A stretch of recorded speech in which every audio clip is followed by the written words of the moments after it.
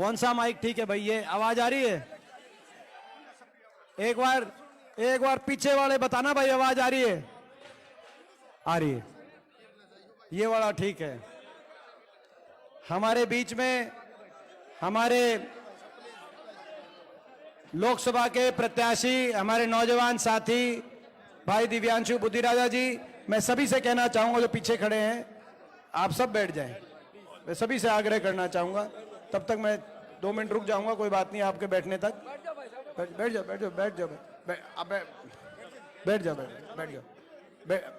जाओ थोड़ी देर बैठ जाओ, 10-5 मिनट की बात है। कोई नहीं।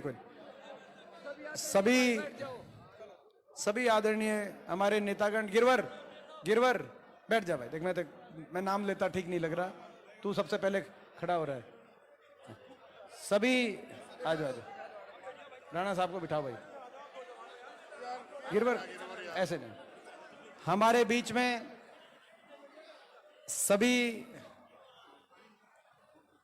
पिता तुल्य बुजुर्ग, नौजवान साथी, माताएं, बहनें, हमारे करनाल लोकसभा के कांग्रेस पार्टी के प्रत्याशी नहीं, बहुत जल्दी आपके होने वाले सांसद हमारे भाई दिव्यांशु बुद्धिराजा जी।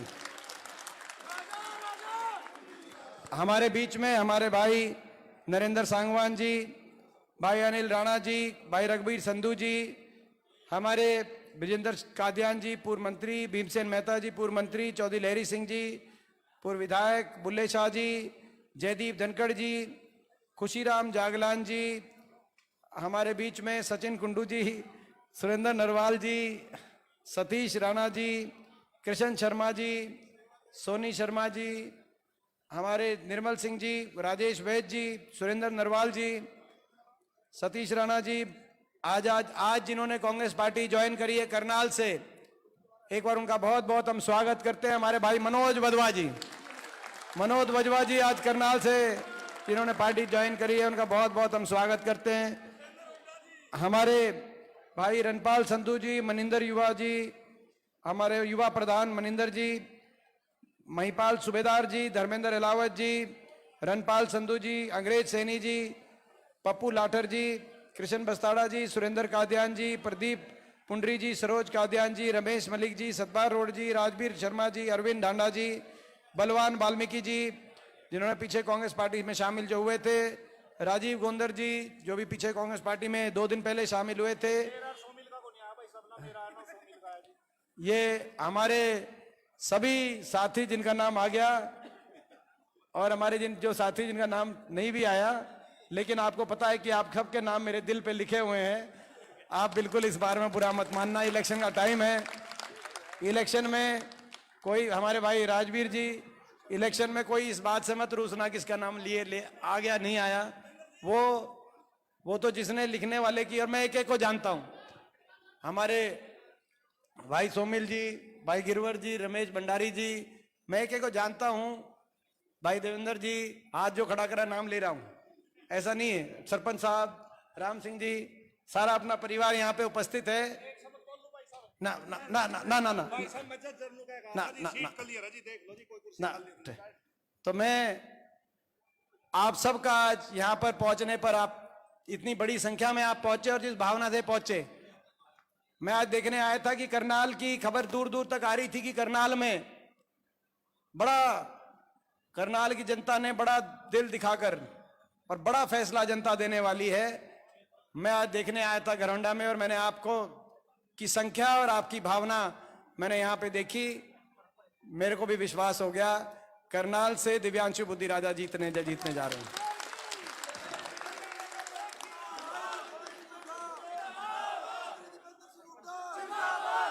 क्योंकि मैं समझता हूं कि आज हरियाणा ने बदलाव की तरफ कदम बढ़ा लिए। आज सुबह एक पत्रकार साथी पूछ रहा था मुझे करनाल में, जब मनोज वधवा जी को हम ज्वाइन करा रहे थे, कह रहे रोहतक का क्या हाल है। मैं कहा रोहतक एक तरफा जीत रहे, तभी आपके बीच में मैं अपना चुनाव छोड़ के यहां पे मैं आया हूं। आज बदलाव की तरफ 10 की 10 सीट, करनाल ही नहीं 10 की 10 सीट कांग्रेस गठबंधन हरियाणा के अंदर जीतने जा रहा है। मैं आपको बताना चाहता हूं। और बदलाव की तरफ कदम इसलिए बढ़ाए हैं क्योंकि बीजेपी की सरकार 10 साल, ये खट्टर सरकार, डबल इंजन सरकार, ऊपर नीचे double engine, BJP JJP double engine, ये डबल इंजन की सरकार में केवल इंजन इंजन बोलते थे, डिब्बे बचे नहीं। ये सरकार ऐसी विफल सरकार साबित हुई।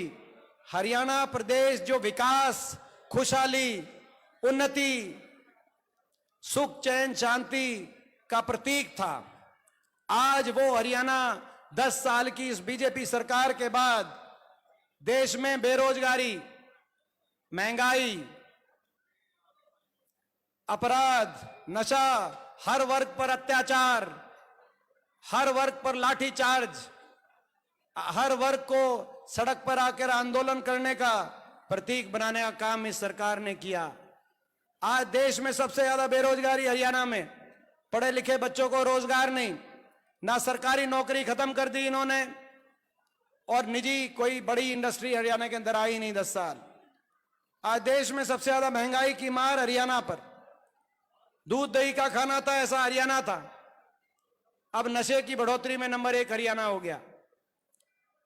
अपराध दर हरियाणा में बढ़ गया। नौजवानों को आज इतनी बड़ी बेरोजगारी का सामना हरियाणा में करना पड़ रहा है, कहीं नशे की तरफ, कहीं अपराध की तरफ, कहीं डिप्रेशन की तरफ, और कहीं विदेश में पलायन की तरफ। हरियाणा में अच्छा भविष्य कोई नौजवान अपना हरियाणा में नहीं देख पा रहा, अपना घर बार बेचकर विदेश की तरफ पलायन को आज हरियाणा का नौजवान मजबूर हो रहा है। ऐसी स्थिति बना दी इन्होंने। गरीब की सारी स्कीम्स बंद कर दी। हमारे समय 3,92,000 एससी समाज, बैकवर्ड समाज, गरीब परिवारों को 100-100 गज के प्लॉट मिले थे, प्लॉट की स्कीम बंद। मकान मिले थे 2.5 लाख मकान, मकान की स्कीम लगभग बंद। किसी गांव में एक आधा कोई मकान आया तो आया, नहीं तो गरीब का कोई मकान किसी गांव में सरकार में आया नहीं। गरीब की स्कीम्स बंद कर दी। किसान पर इतना अत्याचार कि देश के इतिहास में काले अक्षरों में लिखा जाएगा कि एक ऐसी भी सरकार थी जिस सरकार के दौरान एक आंदोलन में 750 किसानों की जान की कुर्बानी ली एक सरकार ने, 750 किसान की जान की कुर्बानी। और उसके बावजूद एक शब्द सहानुभूति का भाजपा के किसी भी मंत्री, मुख्यमंत्री खट्टर साहब के मुख से एक शब्द नहीं निकला कि हम इनकी बात तो नहीं मानते किसानों की, लेकिन हमें दुख है किसी का घर उजड़ गया, किसी का घर का चिराग बंद हो गया। इतना अहंकार, इतना घमंड कि सहानुभूति का 2 शब्द नहीं। कोई छोटे मोटा धरना हो कोई डीसी ऑफिस के आगे और उस पर किसी की तबीयत खराब हो जाए तो शासन प्रशासन में हड़कंप आ जाता है, डीसी वहीं पहुंच जाता है कि किसी की तबीयत खराब हुई। और यहां पर 750 किसानों की जान गई, लेकिन आंसू पहुंचने के लिए कोई नहीं आया। ऐसी सरकार, हर वर्ग पे लाठीचार्ज, किसान गए उन पे लाठीचार्ज, कर्मचारी ओल्ड पेंशन स्कीम के लिए गए उन पे लाठीचार्ज, सरपंच अपनी मांग बनवाने गए सरपंचों पे लाठीचार्ज, आंगनवाड़ी आशा वर्कर गई उन पे लाठीचार्ज, मनरेगा के मजदूरों पे, ग्रामीण चौकीदारों पे, सफाई कर्मचारियों पे लाठीचार्ज का रिकॉर्ड अगर बना तो हरियाणा में बना। पिछले 10 साल के अंदर लाठीचार्ज का रिकॉर्ड भी इन्होंने बनवाया और सरकार के घमंड का रिकॉर्ड भी इन्होंने बनाया। हर वर्ग की अनदेखी। 9.5 साल तक तो खट्टर साहब चंडीगढ़ से बाहर निकले नहीं, किसी गांव में गई नहीं। आज इस लोकसभा क्षेत्र को अपना लोकसभा क्षेत्र बताते हैं। मैं पूछना चाहता हूं आपके गांव में कितनी बार आए 10 साल में? किसी गांव में गए नहीं। किस हलके में कितनी बार? आखिर में जब 2-4 महीने बचे तब जनसंवाद के नाम से निकले। जब पता चला कि जमीन खिसक गई तब निकले हरियाणा में जनसंवाद के नाम से। और जनसंवाद था कि जन अपमान। आप अंदाजा लगा सकते हैं कितने घमंड में होंगे। सिरसा में जब गए तो एक हमारी माता बहन ने कहा कि मेरा 21 साल का बच्चा नशे से चला गया, बीजेपी वाले नशा बिकवाने का काम कर रहे हैं, उनके खिलाफ कार्रवाई कराओ। तो खट्टर साहब के जवाब था कि किसी ने सिखा के भेजा है, इसको उठा के बाहर फेंको। हिसार में गए तो एक माता बहन ने कहा कि बेरोजगारी बहुत होगी, एक फैक्ट्री लगवाने का काम करो। रोते हुए एक माता बहन ने कहा, खट्टर साहब का जवाब था, इसको चंद्रयान गया है, चंद्रयान पे बिठाकर इसको चांद भेज दो। आपने सुना होगा। जब करनाल में आए तो ये कहा कि ये जो ब्लैक कैट कमांडो हैं ये ऐसे ही नहीं है, धक्के मारने के लिए अगर शोर मचाओगे तो धक्के मार के आपको बाहर करने का काम करेंगे। करनाल में ये कहा। हमारी भी सरकार रही, हरियाणा में कांग्रेस की भी 10 साल सरकार रही, लोगों के लिए हमने धक्के तो खाए होंगे, ब्लैक कमांडो तो दूर की बात है, किसी को धक्का तो दूर है, उंगली भी किसी को लगाने का काम नहीं किया होगा। ऐसा क्या अहंकार, ऐसा क्या अहंकार कि 10 साल तक आप जनता में निकले नहीं, और उसके बाद हर वर्ग की अनदेखी, हर वर्ग का इतना आपकी नाराजगी आपको मोल लेनी पड़ी। और जब पूरा प्रदेश नाराज हो गया, पूरे प्रदेश ने मन बना लिया कि ये इस सरकार ने भट्टा बिठा दिया हरियाणा का, अब हरियाणा को दोबारा से विकास के रास्ते पे लेके जाने के लिए बदलाव जरूरी है, तो बीजेपी ने क्या किया, चुनाव के बीचों बीच मुख्यमंत्री का चेहरा भी बदल दिया, और उप मुख्यमंत्री की तो छुट्टी करा के उसको तो छुट्टी करा दी उसकी। तो मुख्यमंत्री भी बदल दिया, उप मुख्यमंत्री भी बदल दिया कि नहीं बदल दिया। चुनाव के बीचों बीच 10 साल जिस सेनापति से आपने हरियाणा का इतना नुकसान कराया कि इतना नुकसान हो गया हरियाणा का, आज जब युद्ध की बारी आई तो आपने युद्ध शुरू होते ही उस सेनापति को की जगह दूसरा सेनापति बिठा दिया। अरे बीजेपी वालों, अब आप क्या मुख्यमंत्री बदलोगे, अब आप क्या उप मुख्यमंत्री बदलोगे, अब तो इलेक्शन शुरू हो चुका है, चुनाव, ये तो जनता है, जनता ही सरकार बदलने का काम करेगी, आप क्या बदलोगे। अब तो जनता सरकार बदलेगी। जनता ने मन बना लिया, इन्होंने बदल दिए मुख्यमंत्री उप मुख्यमंत्री के चेहरे बदल दिए, लेकिन लोगों की भावना नहीं बदल पाए हरियाणा में। और यही कारण है हर रोज भाजपा से छिटक के जो ईमानदार लोग हैं वो कांग्रेस पार्टी में प्रदेश के कोने कोने में शामिल हो रहे हैं। आपने देखा 3 दिन पहले 3 विधायक, जिसमें नीलोखेड़ी से हमारे विधायक, पुंडरी से विधायक और दादरी से विधायक, भाजपा से समर्थन वापस लेके उन्होंने कांग्रेस पार्टी को समर्थन दे दिया चुनाव के बीचों बीच में। आप अंदाजा लगा सकते हो प्रदेश की हवा किस तरह बह रही है। और ये अब चुनाव, ये सरकार अल्पमत की सरकार हो गई है। जब इनका गठबंधन टूटा, हम अविश्वास प्रस्ताव लेके आए, उसके बाद गवर्नर साहब को इन्होंने 48 विधायकों की लिस्ट दी थी, 48 विधायकों की। आज उन 48 विधायकों में से 2 विधायक चुनाव लड़ रहे इस्तीफा देके, खट्टर साहब और रंजीत चौटाला। 3 विधायकों ने समर्थन वापस ले लिया, 43 विधायक इनके बचे हैं। ये अल्पमत की सरकार है। आज हम मांग करना चाहते हैं घरौंडा से, इस सरकार को बर्खास्त किया जाए, राष्ट्रपति शासन लगा के हरियाणा में निष्पक्षता से चुनाव कराया जाए। इनके पास संख्या नहीं है, इनके पास सरकार चलाने के लिए संख्या नहीं है, मगर ये तकनीकी कारण बता रहे हैं कि अभी अविश्वास प्रस्ताव चुनाव के बीच में नहीं आ सकता। चुनाव में तो हफ्ता 10 दिन बचे हैं, 4 को गिनती आ जाएगी, 5 को पता चल जाएगा किसके पाले में कितने विधायक हैं, फिर कितनी लंबी आप सरकार चलाओगे। जनता के आप कह रहे हो अभी बीच में अविश्वास प्रस्ताव नहीं कर सकते चुनाव में, अगर विधानसभा में भी नहीं हम रख पाएंगे अविश्वास प्रस्ताव, तो हम जनता के सामने अविश्वास प्रस्ताव रखेंगे। मैं पूछना चाहता हूं आपसे, अविश्वास प्रस्ताव इस सरकार के खिलाफ पारित है तो एक बार हाथ खड़ा करके बताओ कि अविश्वास प्रस्ताव पारित। तो भाई सरकार बनेगी आपकी, हरियाणा में बदलाव निश्चित है। हरियाणा के कोने कोने से आज एक ही आवाज आ रही है, बीजेपी की हरियाणा की सरकार जा रही है, और हुड्डा साहब के नेतृत्व में, उदय भान जी की अध्यक्षता में कांग्रेस पार्टी की सरकार आ रही। हरियाणा ने मन बना लिया, और हरियाणा ने मन बना लिया, और वो फैसला मगर करनाल लोकसभा का, आज देश करनाल लोकसभा की तरफ देख रहा है। मैं धन्यवाद करता हूं कांग्रेस हाईकमांड का। कांग्रेस आला कमान ने एक ऐसे नौजवान को यहां से उतारा है, मेरे एक ऐसे साथी को जिसकी पहचान केवल उसकी मेहनत से बनी है, एक ऐसे गरीब घर का नौजवान जिसके पास आपके बीच में बताने को ये नहीं है कि मेरे पीछे कितनी संपत्ति है या कितनी धन दौलत है, मेरे परिवार में कोई सरपंच या पंच भी रहा था कि नहीं रहा था, कुछ नहीं आपके बीच में बता सकता। वो ये बता सकता है कि 31 साल की उम्र में उसने अपनी मेहनत से हरियाणा में एक अपना नाम कमाया, अपनी पहचान बनाई है। ऐसे नौजवान को आपके बीच में भेजा है।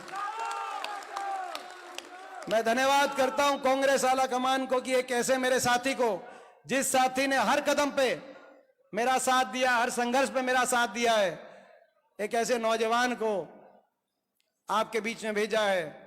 जब पहली बार इसकी टिकट हुई तो बीजेपी वालों ने कहा कि इतनी छोटी उम्र के कैंडिडेट आ गए, इतने नौजवान कैंडिडेट आ गए। मैं बताना चाहता हूं भाजपा वालों को, मैं भी पहली बार जब लड़ा था मैं 26 साल का ही था।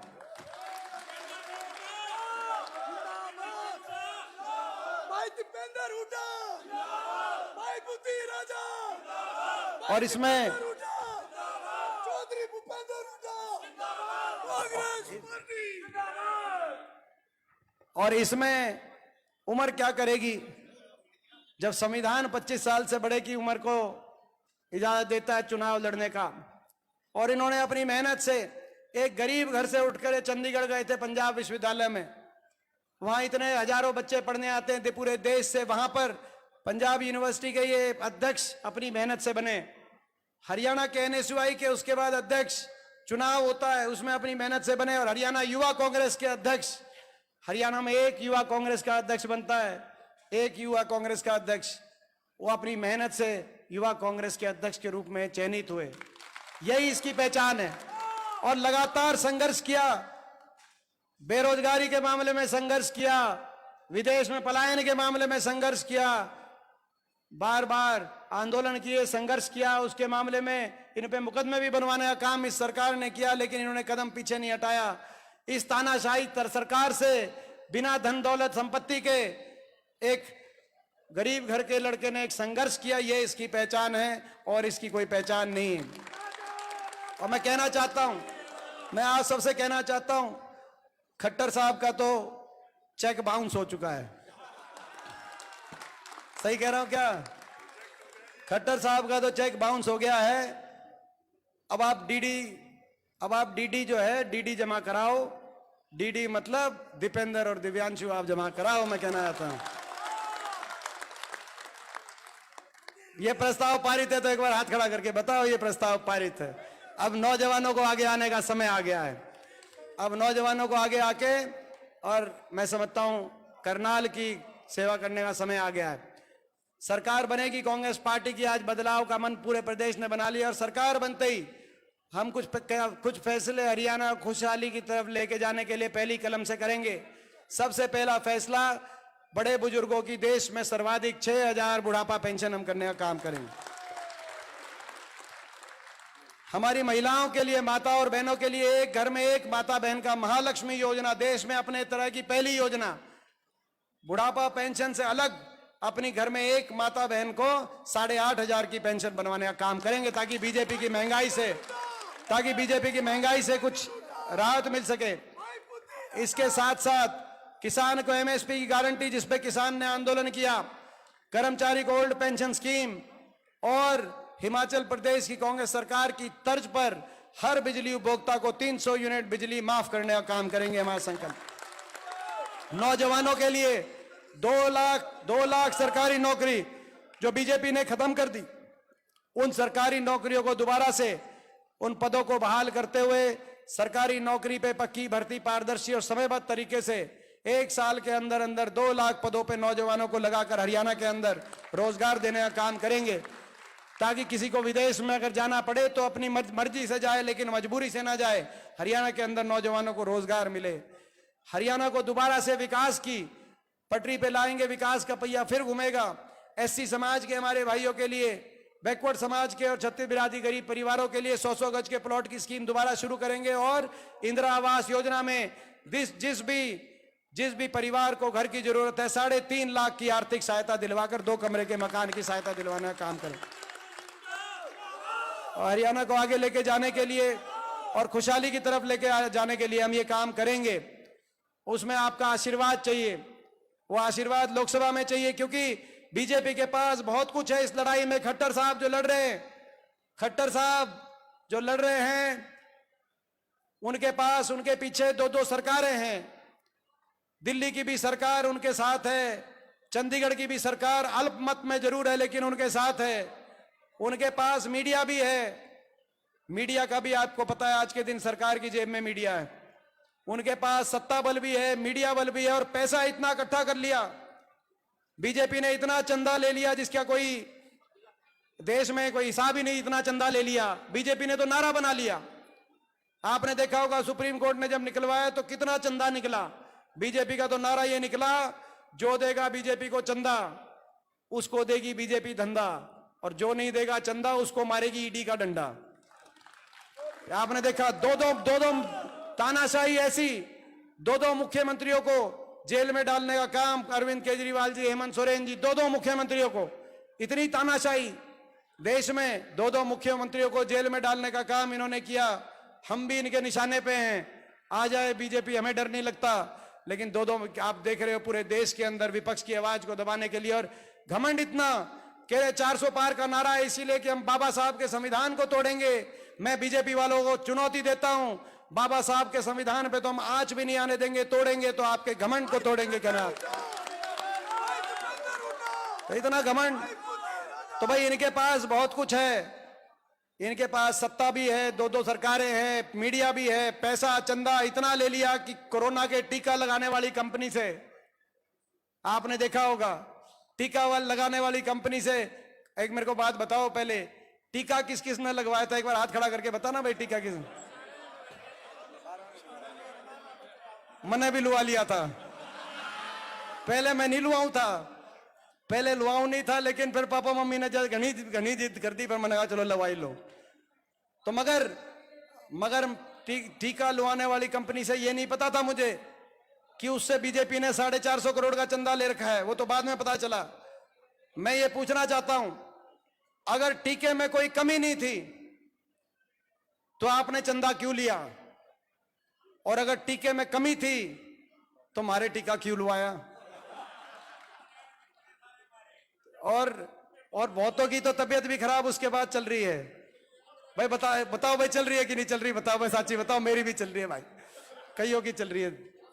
तो ये मैं समझता हूं कि भाई ऐसी, तो भाई इनके पास, मैं ये कहना चाहता था, इनके पास सरकारें भी हैं, मीडिया भी है, पैसा भी है छुट्टी का। दिव्यांशु के पास लड़ने के लिए आपके आशीर्वाद के अलावा कुछ नहीं है। इसमें कमी मत छोड़ना, मैं आपको कहना चाहता हूं। ये केवल आपके आशीर्वाद पे और आपके हौसले पे लड़ रहा है। हम आपके आशीर्वाद पे लड़ रहे हैं, हमारे पास और कुछ नहीं है। उस आशीर्वाद में भाई हमको इस आशीर्वाद देने में कोई कमी तो नहीं छोड़ोगे? एक बार हाथ खड़ा करके बताओ, कोई कमी नहीं छोड़। ये इलेक्शन आपका अपना इलेक्शन है। ये इलेक्शन आपको संभालना पड़ेगा। ये आपका अपना इलेक्शन है। इस इलेक्शन को आपको संभालना है। संभालोगे भाई ये इलेक्शन? हाथ खड़ा करके बताओ। बहुत बहुत धन्यवाद। अभी हमारे बहुत से साथी ज्वाइन हो रहे हैं अब कांग्रेस पार्टी।